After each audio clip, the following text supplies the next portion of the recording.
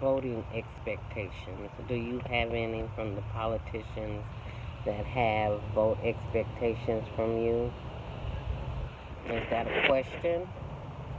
Are you seeking answers? Are you aware of the reasons that you're going out there to vote?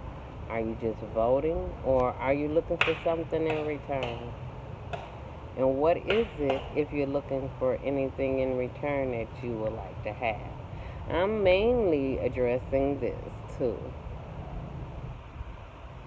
people that was stolen from the continent of Africa. Don't get me wrong, it's not personal with other races or colors, but this is mainly for black people. What's the reason that you're going out there to vote? What is it that you're looking in return? What are your expectations? Or is the politicians only able to have expectations from you and you not have any from them? So, if you're going out to vote, who are you voting for? What's the reason? Did you do any searching or background research on that particular candidate?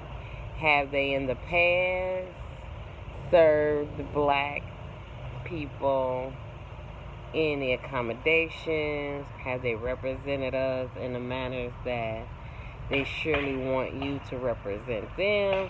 Is it fair exchange without robbery, or is it highway robbery?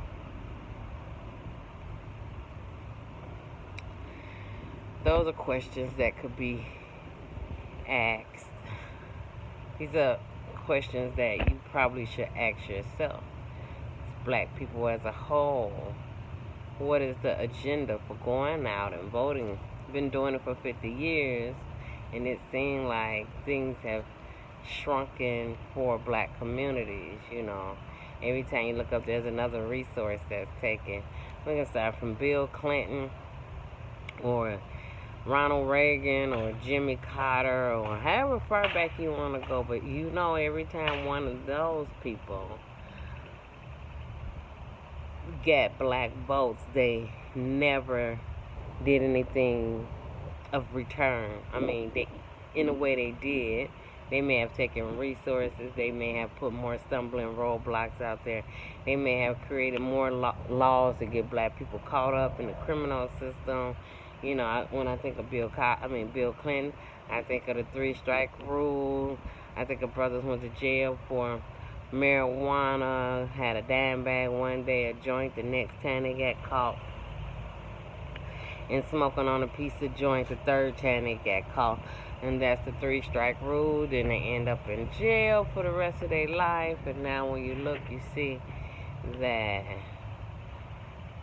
non-black people are profiting off of marijuana, businesses.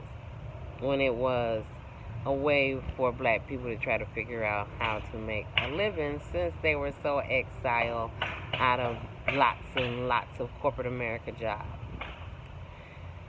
So, your candidate, what do they have to offer you? Are you sure that's what you want to do?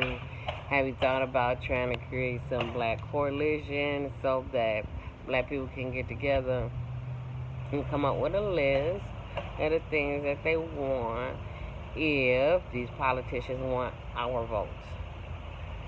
I, on one hand, will not be voting because if I can't see where it's beneficial for all people that look like me, black people that were stolen, kidnapped from the shores of Africa, then there's really no need for me to go out there and cast a ballot for anyone.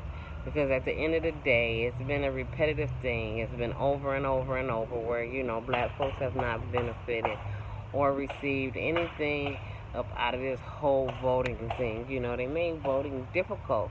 You need to know how many jelly beans I was in the jar. You need to own this, and you need to be able to do that. This, that. They make us jump through all these loops. Now I think we should have them jump through loops. If you want my vote, what is it that the black people get? For an example, I don't think any people from other countries should be in black communities with their stores when You won't even give us a business license to open up a store so that we can, give our community what they need. That's not what they do for us, but it's easier and highly probable for other people to go out there and get a license and open stores in black poor communities and stuff.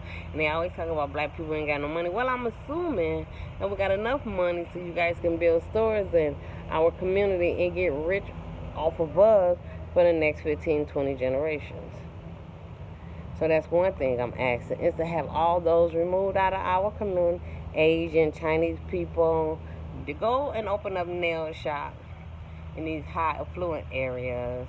You know what I'm saying? Go in the $1 million community and open up a sweatshop and a nail shop, and I'll do that over there.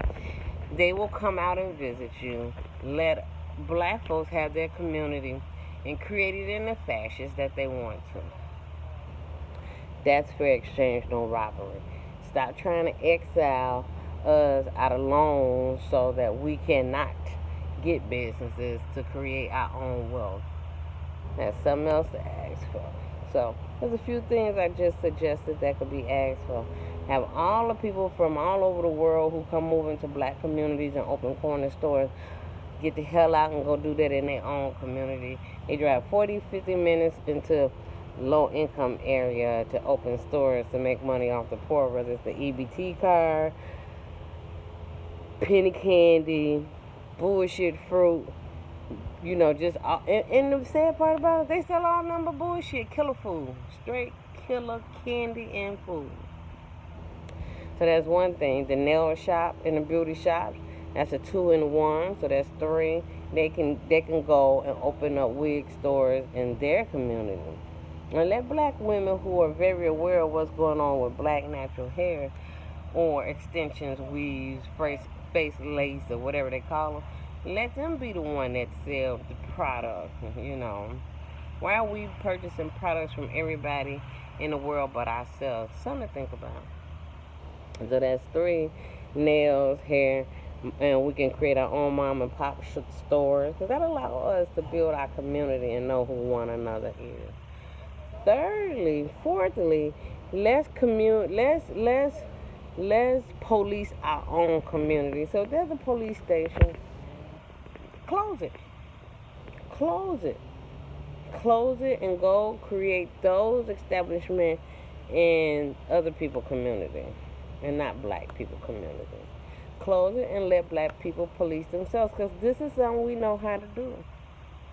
These are the things that we should be asking for, plus reparations. If they're not willing to give us that, don't vote, don't serve in their U.S. service, don't go into none of their public service. Why keep making corporate America what America is without you reaping any benefits? I'm going to salute you guys. I'm out of here.